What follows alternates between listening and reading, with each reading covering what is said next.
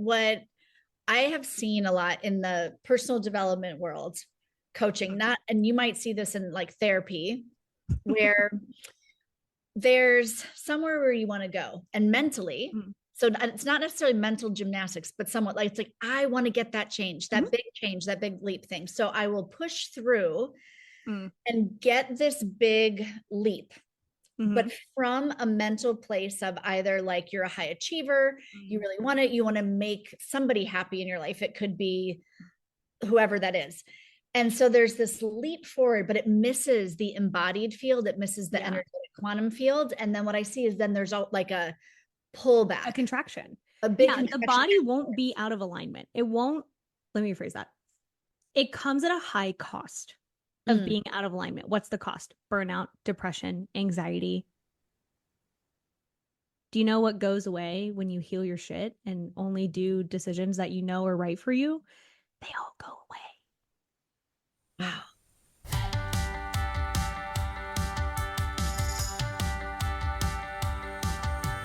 Welcome to the Shift Your Vibe to Thrive podcast. My name is Emily Evans Russell, and I'm a single mom, multiple six-figure business owner, and master mindset and energy coach. I created this podcast with two main targets. One, to give you practical tools so that no matter where you are in your life right now, you not only know that things can shift, but you know how to make them greater. And two, to change your frequency so that you become an energetic match for everything you desire. I'm talking your relationships, your finances, your success, all of it. Think of this podcast as your weekly energetic upgrade with a mix of subconscious mind hacks, ways to quantum leap, and consciousness shifts. A place where you learn to sculpt your reality and actually finally truly have the magical life you deserve and one that works for uniquely you. Are you ready to uplevel your reality? I think I hear yes, so sit back, relax, and enjoy the ride. Thank you so much for being here. And now let's go to the show. Oh, Kitty, hello. Yeah, he's our honorary podcaster. Okay, I like it. So, Amanda, where shall we begin? Because I could introduce you with all sorts of, you're a licensed clinical therapist. Yeah, cool. My favorite is you're nervous system and subconscious expert. Yeah. Trauma informed. So, and I love following you. I feel like we became friends in the last, I'd say we're friends. Yeah. Last year. I feel like you dropped from the heavens of like, I need more amazing people in my life. And then you showed up. That was probably you energy shopping. Totally. Totally was. Manifested me. Which like, yes. How lucky am I? Yeah. You know, sometimes I meet people and I'm like, oh, I'm going to be their friend. And then I just like annoy them until we're friends. Yeah. I feel like I don't even remember how we went out to dinner when we met at that event, but I think you were like, hey, you want to be friends? And I was like, yeah. Yeah, no, literally. That's literally what I do. I'm just like, hey, you're really cool. Do you want to be friends? And then I've never had anyone tell me no. That's nice. They might be something about you. They might be too scared when they're like, I don't know about this bitch, but hey, it's worked out. Anyway, ask for what you want. Totally. You get Universal law. Yeah, it is one of those. There you go. So will you, like, I would love, there's so many things I want to talk with you about, but a cool starting point, because I've had it come up in my life and with a lot of my clients, and then we can go wherever, is you did a video on like what's the difference between complacency and contentment. You want to we can start there. Yeah. So that was actually inspired by a client. So my sweet darling angel little baby clients, even if they're like 40, I'm like little babies, like I just love them so much. They're so precious and they're so precious to me. And sometimes they say shit that I'm just like, no, why? No. And so then they say things like that. And I'm like, what? No. And then I'm like, okay, no, to all that. Let me fix that. And then I think, oh, probably a lot of people think this way. So I will have clients all the time in the beginning, because eventually I'm like, no, let's break that. They'll be like, oh, I love sabotaging myself. And I love avoiding responsibility. And I just love that. And I'm like, but do you love that? Because I don't think you love that. You're sitting here saying you hate it. And then you're like, but I love doing that. And I'm like, no, And of course, how like powerful language is. So first of all, it's like when your cat's on the counter, not my cat because he does whatever he wants, but like people who try and, you know, people who think they can train their cats, Yeah. not mine. And where they're like, eh. Like that's what my brain does when I hear language like that. I'm just like, eh. No, like cat, get off the counter. And cat and kitty's always on the counter. But I do it with language all the time. And I was like, what the fuck? No. So I was telling them, I was like, okay, there is a difference between, you just said it. And now it was contentment. And what was the other thing? Complacency. Thank you. I was like, comfort. That's not right. Complacency. So they were like, well, I just love being complacent. I just love being complacent. And I was like, no, the fuck you don't. Like, what are you talking about?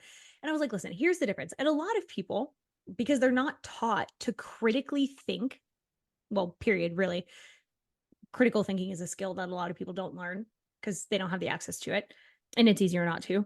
But they don't critically think about their language. And so they'll say, I love being complacent. I love avoiding all these problems. And I'm just a mess. And oh, I do this and I am this. And I'm just like, well, do you want to keep doing that? And then they're always like, no. And I'm like, then stop saying that. But they don't think about these things, right? But we know subconscious hears everything. Yeah. I am this. Like I am Hears complacent. everything, right? Yeah. And it says, I will keep doing that.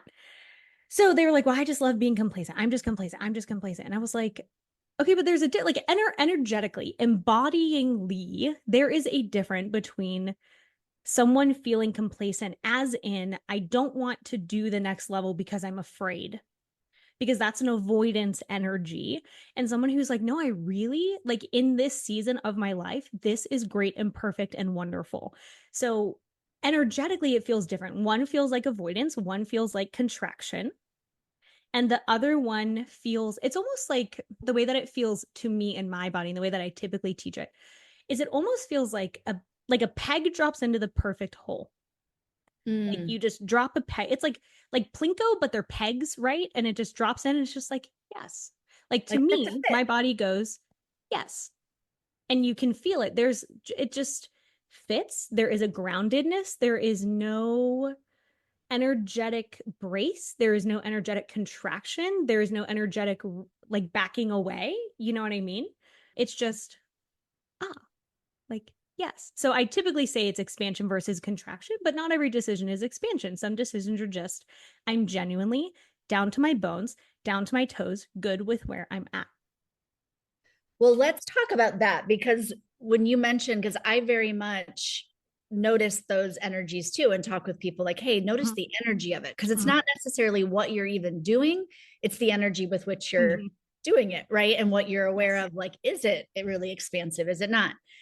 But when you say like, it in your body, that way of making embodied choices and knowing like life-changing, like that is so different. And so how do you start to learn to trust your awareness of energy and like, is this a full body yes? Or because I know when like you and I have met and when I've looked at a lot of things changing in my life, my nervous system was so dysregulated. And what was around, like I was used to a lot of travel, a lot of chaos, a lot of messages, a lot of like go, which I also am a creative person. So I like having that going on. So it felt really quite normal to me. Yeah. Then as I switched gears, there was a contentment, like you said, the sense of fitting in the hole that at first actually felt really uncomfortable. Sure. Yeah. Because it's a new culture, right? So I say all the time that like healing trauma is learning a different culture. So like we live in the US, right? If we up and move to Japan tomorrow, it would take us months to adjust and to be like, oh, this is normal. Well, because it's a different culture. The way the nervous system exists, the way life is when people are in an active trauma response or dysregulated or disembodied, which is to say they don't exist in their body, they exist up in their head too much, is a very, very different way of living than so I've started saying like, something down to your bones, something down to your toes. And like I haven't, maybe there's a better way, but I haven't yet thought of a better way to say it's true all the way down. There is no part of you that says but That's when you know something all the way down to your bones. For example, I have a team. Right now I'm a therapist is my full-time job. And then I also like create programs, do coaching, things like that. I have a team. I don't really like it. Like, I don't really like having employees. I love the team. I don't like having employees. So they're all getting fully licensed soon. One already did, thank God. So they're going to be switching more into like an independent contractor role. They'll be in charge of all their own stuff and they'll just be paying me rent. That feels so nice.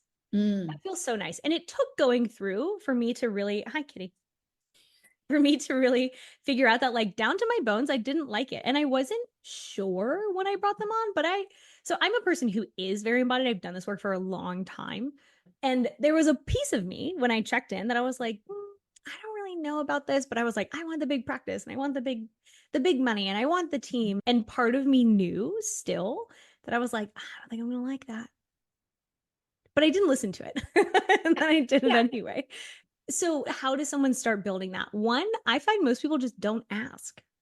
Yeah. Because they've never been taught to ask. So people all the time justify with logic. They do mental gymnastics to say, well, but it looks good on paper. Well, but it pays well. Well, but this person can give me XYZ. Well, but it feels fun and exciting. But fun and exciting is different than right. Sometimes that's right, but it's not always right. And sometimes something feels stable and secure. Like if you take a job that pays really well, has really good benefits, but is out of alignment, like so when I say something is right all the way down, it means every piece of you says, yes, this is right. Yes, this is right. Yes, it fits my values. Yes, it's within my integrity. Yes, it feels good to have done. Yes, it feels good to do, which not everything feels good to do, right? I don't like doing taxes, but I like having them done. Yeah. But most people don't ask. So where I start people, if they've been disembodied or disassociated for a long time, which hi, anyone who has complex trauma or a history of trauma or grew up in a dysfunctional home, because those people aren't embodied. Like, it's not the norm to be embodied and to say, yeah, I know this all the way down to my bones. Yes, yes, all of this is a full body yes, right? But sometimes a full body yes feels like excitement, which is different than the decision feeling calm and dropped in. Like they are different feelings. One feels very grounded, one feels very rooted, and one can feel kind of flighty, like a whirlwind of energy, right? So what I have found is when I just have people ask, I say, hey, are you good with this all the way down? And they'll say, yeah. Or the other thing I'll ask is, where's the conflict? It's either in the process or in the outcome. Oh, I really want to lose 100 pounds, but I'm afraid that my partner will leave me. I really want to. This is when I see sometimes with women who have experienced sexual assault, they want to lose weight, they want to like look better, whatever their aesthetic is, but there's a subconscious fear that men will pay attention to them. Well, what's the thing that sexually assaulted them? A man. Right. So it became protective for them to be overweight, for them to not, I don't want to say not put as much effort into their looks, but like to not be attention conventionally attractive, right? Yeah, because men not paying attention to them was safe. So where's the conflict? Oh, I'm afraid people will pay attention to me. So that's an outcome conflict. Like the outcome of what we're going for is like that would be an outcome conflict. And some people are like, well, I want to lose the weight, but I don't want to track food or I don't want to go to the gym. That's a process conflict. Or they'll say, I want to start a business, but I don't want to make sales. I don't want to be salesy. That's a process conflict. So most people just don't ask because they're not trained to. So I just say, okay, well, where's the conflict? They always answer. People always know. We know, right? They always know. They just aren't asking. So is this good all the way down to my bones, all the way down to my toe, to my toes? Oh my God. Do I feel good about this? And that typically feels calm. It is a grounded decision. Even if you can be excited and grounded at the same time. And where's the conflict? Is it in the process or in the outcome? And then people will say, oh, it's this thing. And then you say, okay, let's fix that. And then you just keep fixing the conflicts. And then eventually the conflicts go away. Or you accept them, that it's just a part of the process, right? Like sometimes my sweet little darling angel clients, sometimes they'll be like, man, this is really hard. And I'm like, yeah, bro, this work is not for cowards, like at all. And I'm like, it just be what it be. Like, do you want what you want? Okay, this is the process to get it. This is the fastest way I have found to do it. And my way is pretty fast. So I'm like, well, you could be with somebody for 10 years. I don't know. You'll be with me for 3. Right. A lot better, I think. Plus, I have dogs, and a turkey. So I'm Well, like, I would love spoiled. to ask you that. So like there is work to do. Like it's like you said, it's There's just work to do. yeah, there's just work You to don't do. get anything for nothing. It's not a thing. Very Right? true. Like economists say there's no such thing as a free lunch. That's true. But the Yeah. work doesn't have to suck, right? So like, and I think, well, I don't even think I know that you operate from this where like it doesn't have to suck. You don't have to like swim in trauma soup forever. Does some parts of it suck? Yeah, because you're digging up, heavy shit that was hard and terrible and even horrible and disturbing. But you don't have to carry it forever. We're just bringing it up to like throw it off a cliff, Yeah. essentially, and then like don't carry it. That sucks. But it doesn't have to suck or be hard the whole time, and it Yeah. certainly doesn't have to take forever. But like it is work. Like there's a reason a lot of people choose not to grow because it Yeah. takes work. I mean, it's way better on the other side. Way better. Way But better. like you So said, much more fun. that outcome too, it's parts of it suck. But when you approach it, like I've noticed when you look at these things, the conflicts, the stuff that's come up from that energy of like curiosity and wonder, like, oh, look what I just found, this piece of trash. Like, let's Yeah. throw it away, is Goodbye. very different than like that self-criticism, like, oh no, I'm so wrong Yeah. for having this. It's like, no, it's totally, I get it. It's Yeah. normal. Let's get you to amazing because Yeah. of course your mind is Literally. functioning this way. Right. And one of the things I have found to be very useful and one of the things I like about RRT is like it's very validating. It's very normalizing. Your mind works fine. Everything is fine. There's nothing wrong with you. And I've said for a long time, like you're not broken. People are not broken. It's not a thing that you can be. You're not fragile. You're indestructible. Like you've survived everything you've been through. So like, yeah, you picked up some shit along the way. And I've started saying, I'll give you a good brainwash. Oh, nice. Because it's kind of fun. Like I'll just give you a good brainwash. And who doesn't want that? I'm like, all the shit you picked up just washes away. Like we all pick up things that are dysfunctional. We all pick up things that sometimes are just stupid. But our mind isn't always perfect. But I also like to operate from like there's never anything wrong with me. So I'm like, it's never me, obviously. I just learned something wrong. Or I learned, I my brain did something because at the moment it made sense and it was the only thing that occurred to it to do. Cool, it worked. I didn't die. But maybe it's not helpful now, right? So I say all the time, like, an example I'll give for this is like pretend you've never seen a backhoe. Pretend you don't know what it is, right? And I say, you're in my field and we have a tractor with a backhoe and we also have shovels, of course. And I say, hey, I need you to dig a 20-foot hole by 10 foot, 15 feet deep. And you've never seen a backhoe. You don't know what it is at all. Well, what are you going to grab? The shovel.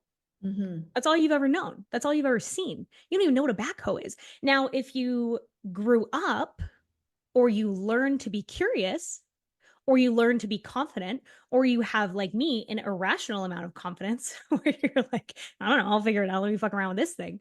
Then you might look at the backhoe and go, well, that thing has a big bucket on it.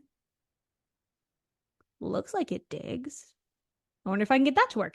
Now, I've been someone, or maybe I've always been this way. Maybe I learned to be this way. I don't remember. Where I'm just like, let me figure that out. Like I'm always looking for the most efficient way to do something because, well, my dad would tell you I'm lazy. I think I'm efficient. But if you've never seen a backhoe, if you've never learned to be curious, and that is a skill, most people are Yeah. not taught. Most people are definitely not taught that. And they don't learn to think critically and they don't learn to say, okay, well, could I do it this way? Could I do it this way? What about this way? Most people are not creative because they haven't been taught to be. Questions. Yeah. So many questions. Then they would just grab the shovel and then they'd be like, oh my God, this is so hard. And it's like, well, yeah, but there's a fucking backhoe. But they don't know what a backhoe is. They've never seen one. So they grab the shovel and then they think they're stupid for having grabbed the shovel. They could never have grabbed anything else. Ever. So what I do is I teach people to ask questions. How do I do this in a way that works for me? What's the way that makes the most sense to do this? Is that always the 100% right by the book way? No, what is that? It's not even real. But like, does it make sense to me to do it this way? Yeah. Does that make me wrong if I didn't do it another way? I don't think it's useful to say yes to that question. It's just that's the way that occurred to me.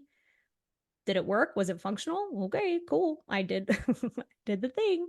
But I'm not taking that to me myself personally and saying, "Oh, I suck. I'm stupid. I'm an idiot. Why didn't I know better?" How would I know better if I've never seen a backhoe? Right. You wouldn't. How do I know how to use a backhoe if I ain't never seen one? That don't make no sense.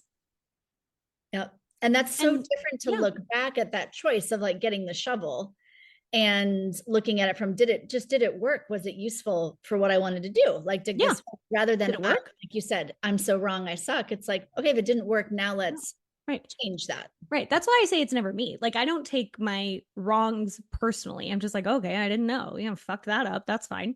I take my rights personally. If I get something right, it's obviously because I'm perfect and the universe loves me. And if I did something wrong, I'm like, oh, okay, I didn't know any better.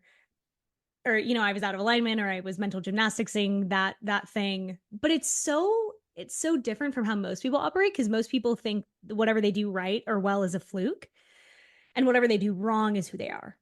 And I just switch it because it's more fun and it's more helpful to me to be like, oh yeah, of course I'm perfect and wonderful and smart and clever. And yeah, sometimes I do shit wrong, but it's not a flaw of mine. That's ridiculous. It It's is like such a useful flip. Like you it's said, so you're doing the freeing. other all the time. Yeah. Yeah. So when we operate from like healing doesn't have to suck or take forever or like be awful the whole time. It's like those perspective shifts shift everything because imagine like and you work with people like this all the time, people who come to you and they say my whole life has been terrible, I must be broken, I must be stupid, I'm unlucky, nothing ever works out for me, and you're like, or maybe you just didn't know any better, like Mhm. maybe no one taught you how to think, how to assess, how to make decisions in this way, how to check in. And then they're like, oh, it wasn't me. And it's like, oh my God, you just lifted an elephant off of their chest and like they can breathe again. And what happens when you can breathe again? You have room to make decisions because you're not suffocating.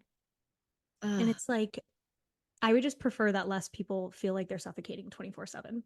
And so if yeah. that means that I tell them they're great and perfect and wonderful and anything they've ever done wrong, they just didn't know any better, it's like, fine. Yeah. Get the elephant off their chest. Get whatever it takes to get them to be able to like breathe. Yeah. So that thing you said, we were talking earlier, and just you mentioning this way of being now. So many people haven't been taught to ask those, like, is it a yes, a full body yes, all the way down? How do you get from Mm. maybe there's a conflict there, like there's either process conflict Mhm. or outcome conflict, easy for me to say. So does that prevent, like, can you still have the full body? Yes. Or because what I see a lot with people is they know where they want to go, but then Mhm. that automatic subconscious thing comes in. Ah, yes. That's like, I don't want to go here. So they get frustrated with themselves. Why aren't I making quick actions? Like, why can't I move in this direction? All of that. Conflict. Where they might have do they still have how do you train someone Ah, like to tap into, yes. this is my full body yes, and I still might have a sense of, it's like, does it ever show up as not a full body yes because the Mm. conflict gets them questioning what they know? Does that make sense? Yes. Excellent question. Let me think of how I want to answer that. I think that's a misperception issue. The answer, yes. Things can be an all the way down. Yes. Yes, I want this. This is the life that I want. This is the partner I want. This is the job I want. And there's a conflict. There's a fear. Typically, conflict just means fear, right? Yeah. Sometimes it's not. Sometimes it's, oh, I don't want to do that particular piece of that process. Okay, fine. But that doesn't make it a no. That means it's a yes, but this thing is the thing that I'm experiencing fear around or the thing I don't want to do. Well, that's fine. Then you can just solve the problem. Just solve the conflict. So if someone says, for example, like uh, geez, hang on. I'm trying to think of an example. So one of my clients is like, hey, I want this job, but I'm worried about being in a leadership position and leading people, but they want the position. That is a 100% all the way down to their bones. Yes, yes, I want this advancement. Yes, I want the title. Yes, I want blah blah blah blah blah, the things that come with it. But I'm worried about this thing. So it's still a yes, and you just clear the conflict. Oh, I'm worried about being responsible for people and not doing well.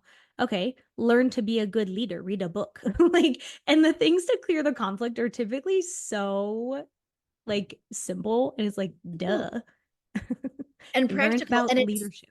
And it's amazing because our mind will make that really simple thing when we don't Uh-huh. actually look at what is the conflict and don't ask the question. It sits there like this giant tiger that you just Mhm. end up moving back away from. Mhm.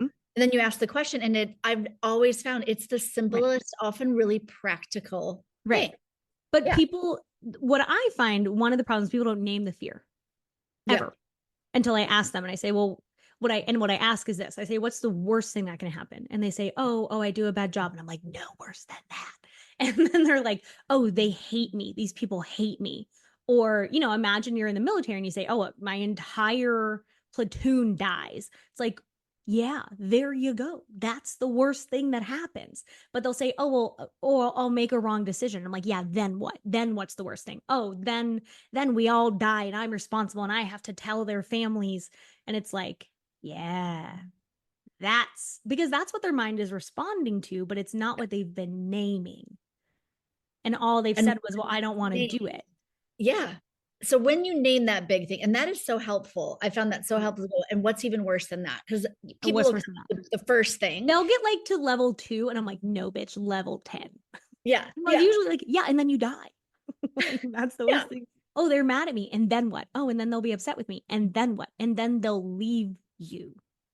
Mm. That's the thing that they're trying to protect against, right?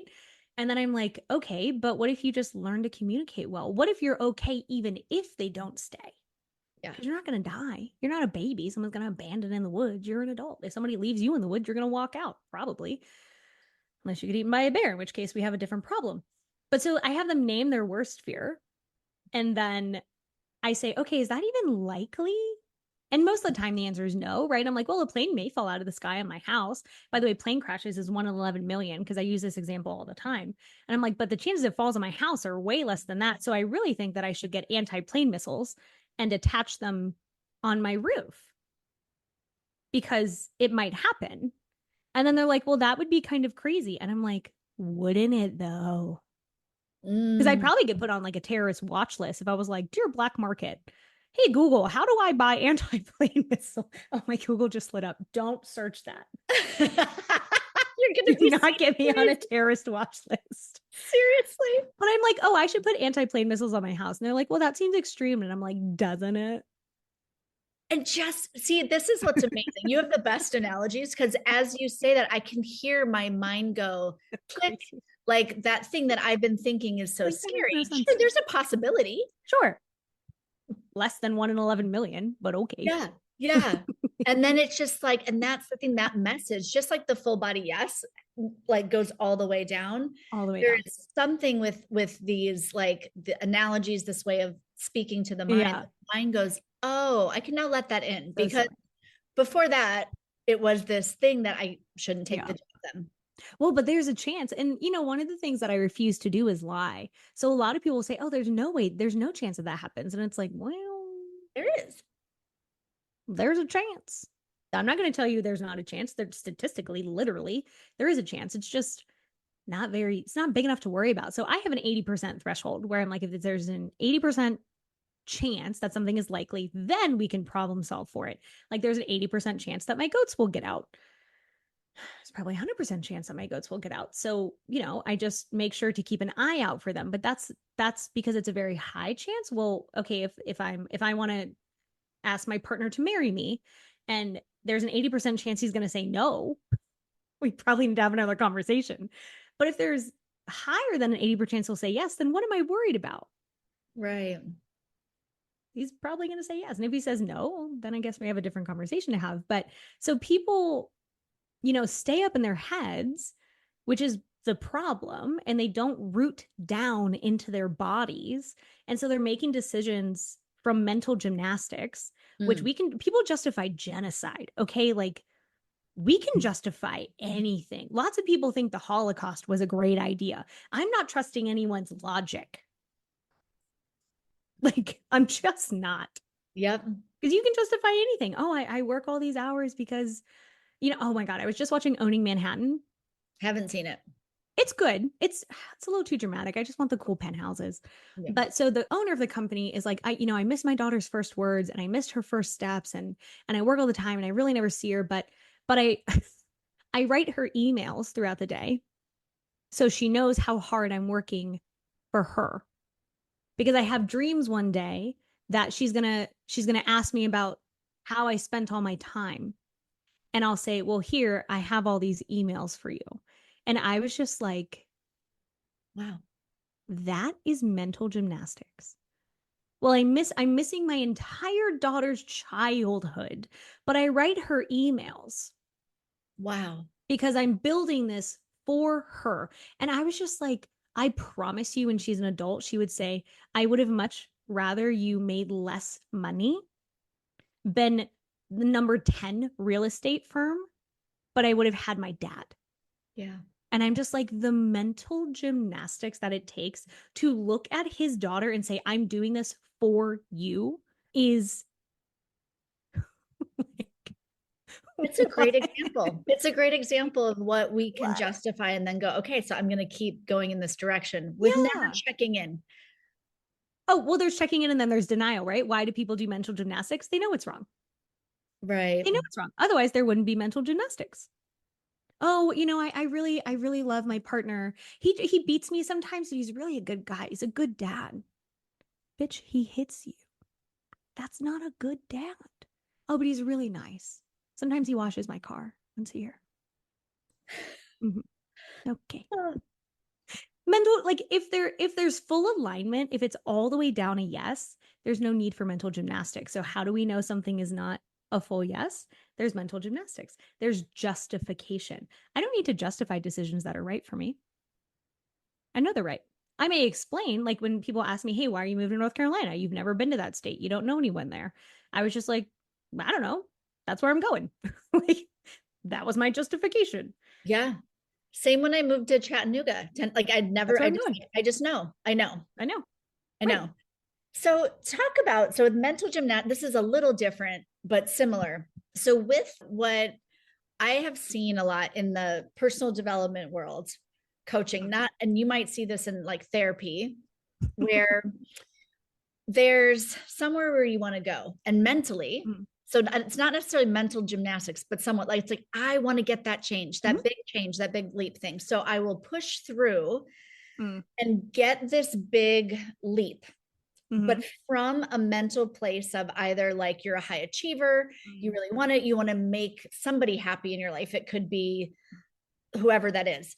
And so there's this leap forward, but it misses the embodied field, it misses the Yeah. energetic quantum field. And then what I see is then there's like a pullback, A contraction. a big Yeah, the contraction. body won't be out of alignment. It won't, let me rephrase that. It comes at a high cost of being out of alignment. What's the cost? Burnout, depression, anxiety. Do you know what goes away when you heal your shit and only do decisions that you know are right for you? They all go away. Wow. Say more So about that. That's a beautiful way you just said that, because it's go away. So I've had, in the therapy world, a lot of therapists will say, well, you can't heal depression. You can't heal anxiety. You can only cope with it. And I'm like, no, nope. I have quite literally taken clients to where they don't experience depression anymore. They don't experience anxiety anymore, which is not to say they never experience worry, which is not to say their mind doesn't hook them sometimes. It is to say it no longer gets in the way of them living their lives. And they just go, oh, ha ha ha, brain, you're so silly. Unhook. Let me go back to doing whatever I was doing, which is not to say that sometimes they're not pushing and in a cycle of burnout. What is depression? Why do we have apathy? You have no fucking energy. It's just burnout, or it's living life out of alignment. And so every single person who's ever come to me and says, oh, I have depression, I'm like, okay. Which is not to discount, like they may fit the criteria, right? Which is not to say the diagnosis isn't accurate, but to say when they come into alignment, when they make the changes in their life, when they live a life they want to live, that all the way down, they're saying, yes, this is good. Yes, this is what I want. Yes, I want this thing. I'm willing to do what it takes. I'm in the process. The process is fine. Maybe I don't love all the process, but it's fine. This is going to get me where I want to go. Yes, I genuinely like my partner. My partner genuinely likes me if they want a partner. depression goes away. Yeah. It's almost like magic Okay. when they The stop anxiety thinking goes away. dysfunctionally. Yeah. Anxiety goes away, depression goes away, the trauma goes away. What is trauma if not mind inaccurately reading past data is happening now? That's all it is. So we can get rid of all of that stuff. Remind me what your question was. Well, you answered it. It's like that. So if mentally I Mhm. push through our desire to go Ah, somewhere, it's kind a of like the very high body doesn't cost. lie. Like it comes back in and tells It you does we not weren't lie. in alignment with that yet. Like we've Mhm. got some stuff Mhm. here. So it will, though like Right. so many people, I've had this big, amazing like shift or this Mhm. amazing money come in or something at a job or just a day where you felt really happy. Mhm. And then just following it, they get really sick or start a fight Mhm. with their partner or go Yeah, on a work. dysregulation is a bitch. Yeah. Say more about what it is A and like dysregulated, so a dysregulated nervous system, one of the ways I can describe it is it's very high highs and low lows, right? Or it's a system that doesn't know how to handle stability, calm, things being good. So people will push and push and push mentally, and then their nervous system will say, can't handle that yet. And then what they'll say is, oh, I sabotage that. I self-sabotage. But it's not sabotage. That's not the intention. The intention is protection. Mhm. Their system, their nervous system is saying, I can't handle that yet. And so it pulls them back into where it knows it can handle it or to where it knows it uh, was predictable, right? But if all you've ever known is chaos, then that's where it's going to pull you back to. And so this will happen, for example, when people who like grew up in poverty, who grew up in like very low income, if they get a really well-paying job, they don't know how to handle money because they never had it, or they had really bad examples of it. And their nervous system doesn't feel, not that the nervous system can feel, it doesn't know how to handle that amount. It doesn't know how to handle stability. It doesn't know how to handle calm. It doesn't know how to handle abundance. It just doesn't know how. And so it says, well, this is too big. This is too big. And so it pulls them back. They spend all their money, they mismanage it, they feel guilty for having it. Like all of those are like just dysfunctional shit, right? So that happens a lot when people mentally, because of course people are capable mentally of doing almost anything. That doesn't mean their nervous system can handle it. So that's one of the reasons that I will often recommend against like big, I think we talked about this when we were in Atlanta. Why I will recommend against really big, like ayahuasca or like big medicinal trips, because if they don't give it the time to integrate, if they don't work with someone to integrate whatever that shift happened, their nervous system will check correct against it and pull it back. And it's like that in and of itself is so dysregulating when what we're actually looking for is like small shifts over a long period of time Yeah. because you don't become like an Olympian overnight. Can you imagine? Or so like people who become famous overnight, like the Haktua girl, like oh my god, I I feel don't so know who bad it for is. her. I'm just like, oh my god, no. She doesn't know anything. Mm. She was like totally normal. Now she's raking in like whatever is happening for her. Like, no. So people can do it mentally. They can push and push and push and push and push, but that's also a disembodied thing, right? Like their bodies will tell them no, or they'll get an autoimmune, or they'll get sick, or they'll get depressed. And then they'll say, oh, I haven't been able to get out of bed for 2 weeks. And it's like, yeah, your body's been trying to tell you for months. Yeah, high highs, low lows. I mean, Yeah. it's so simple. And but that reframing it from you're not, again, you're not wrong. You're not the Yeah. one that's fucked up. Your nervous system is just like aiming for protection. Like we can't handle this too long. Right. And that's such a different way of looking at it. And it's to Mhm. get back to just those, like, it's okay to be good and stay good. And Yeah. is in the And what culture I we find live in. too is when things are good, then you can amplify, right? But some people want to jump from like the bottom of the ocean to the sun. And it's like, that is a big jump, friend. Yeah. Like when things are good and stable. So I think of like therapy, for example, as having kind of two phases where you're digging the rod out, you're doing the deep trauma work, is not the time that you're typically amplifying what's good and optimizing what's working well. You're just trying to get the shit out. Like Yeah. that's not the time to be like, and I want to build a business, and I want to build a house, and I want a new relationship. And it's like you can, like I can do both of those things with someone at once. I don't necessarily always recommend it because they're two different phases. One, we have to get the nervous system resilient. as in can handle things without someone losing their mind. So when people say regulated, nervous Resilient. system I like regulation is what people resilient. say, but really it's resilience. It's able to handle whatever life throws at you as saying, okay, I'll just fix that. And then moving on. Like you can feel emotions, you can move through emotions and not like crash at sea, essentially. You become a very, very skilled, like pirate captain. You're Yeah. just like, I can navigate all the weather and all the things, and that's fine. That's like a regulated, resilient nervous system. Then you can play. Then you can say, oh, I want to travel.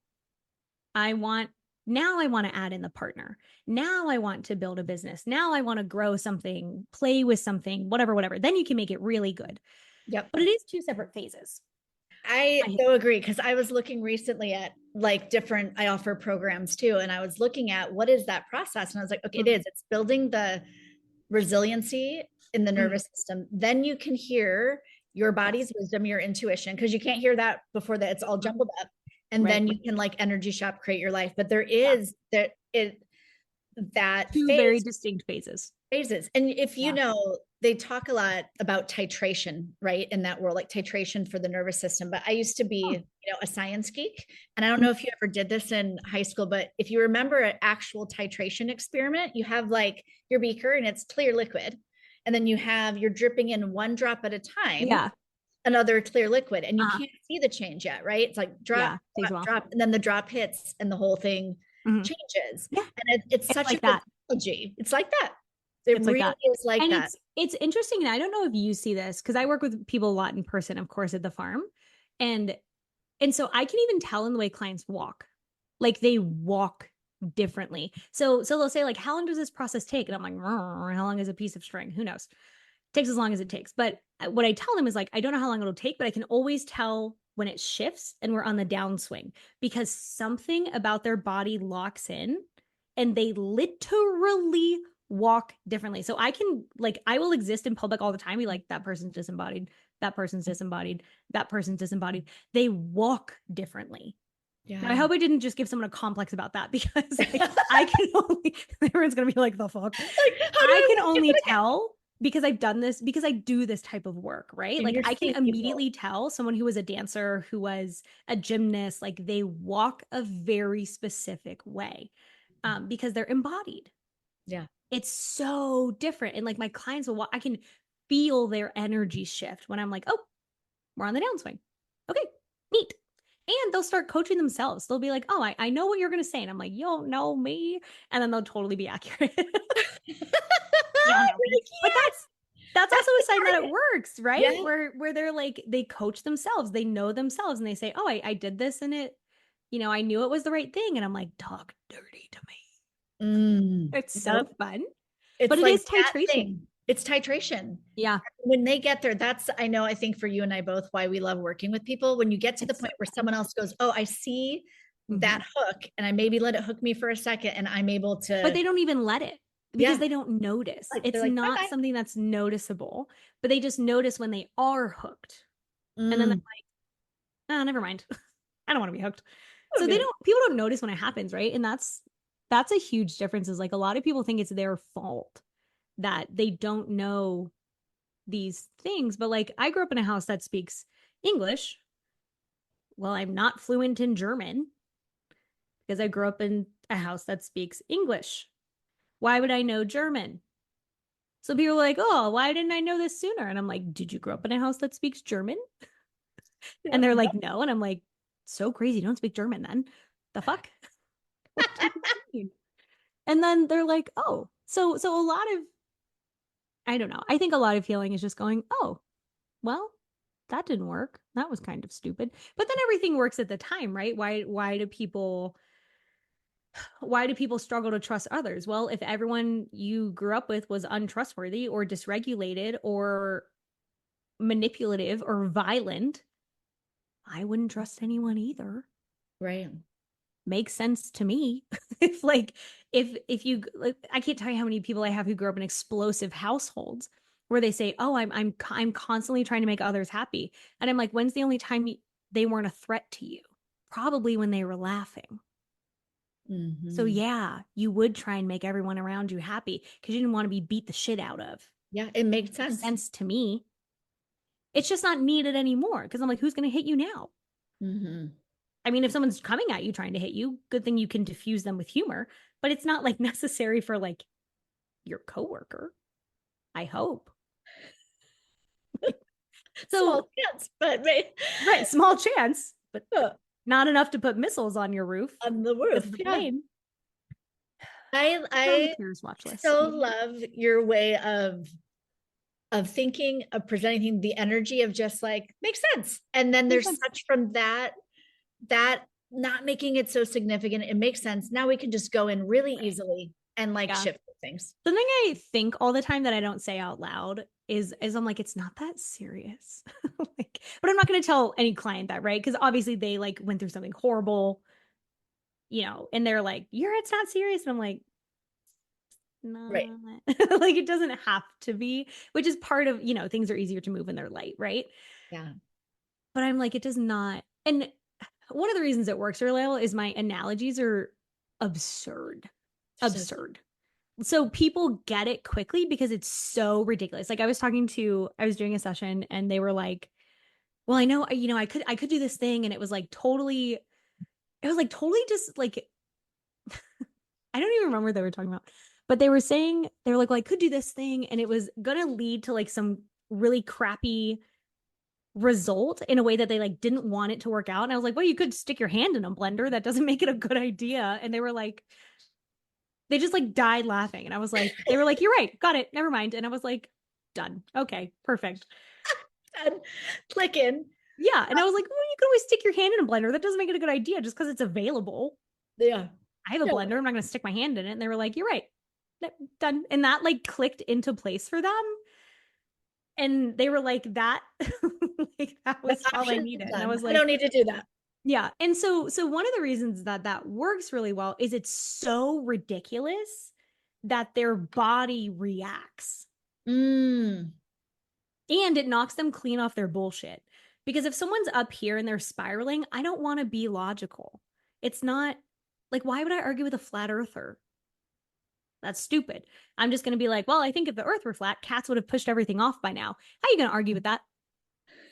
Right. How are you going to argue? Yeah.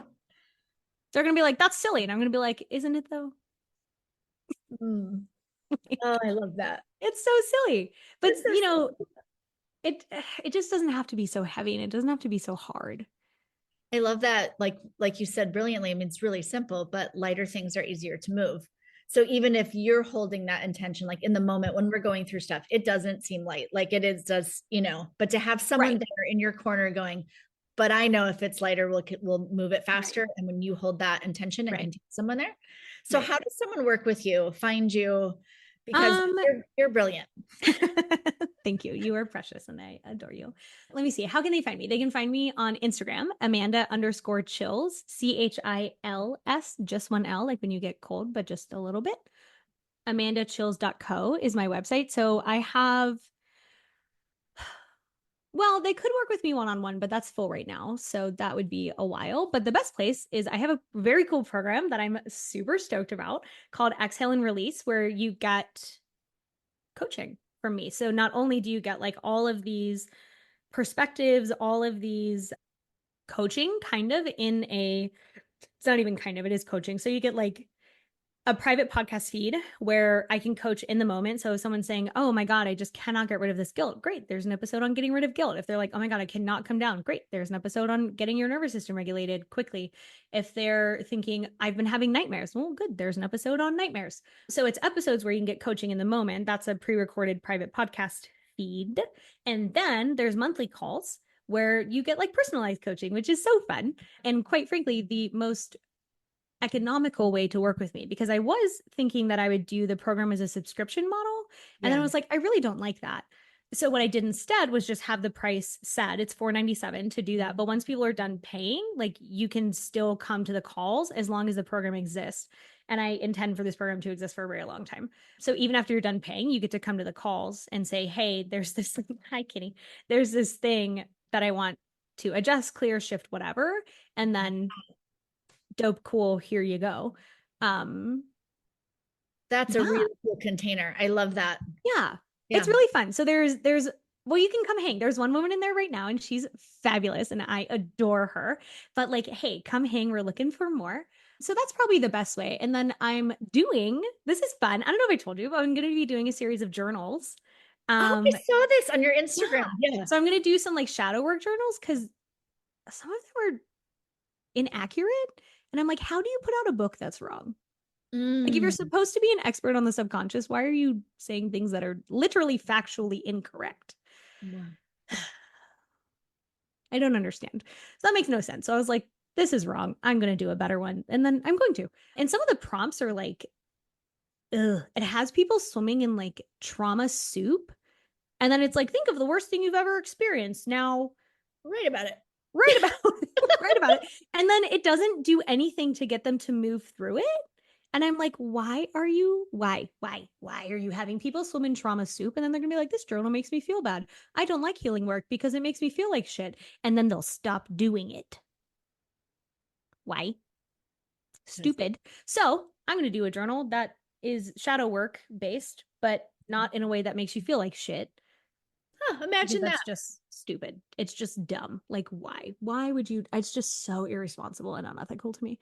So I'm like, okay, fuck that. I'm just going to do it better. So that'll be a physical product. That'll be a physical product and it'll be really fun. So depending on when people listen to this, like when that's out in the world, I'll put the link to where fun. they can. It'll be probably a few months. So I'm going to start. I wrote like one journal prompt last night while I was watching Owning Manhattan. Then I was like, I can't concentrate. There's too much drama.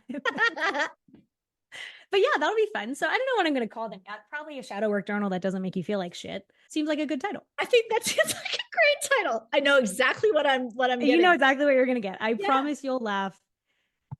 Maybe after crying, maybe before. Yeah. But it will not make you feel like shit. That I can promise.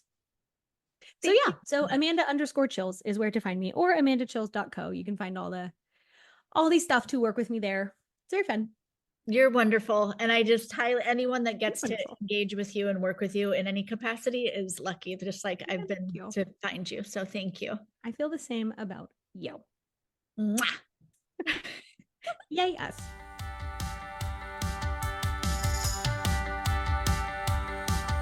I hope you got something out of that episode. If you like this podcast, please share it with someone you know who would find it useful or interesting, and subscribe so that you can listen to past and upcoming shows.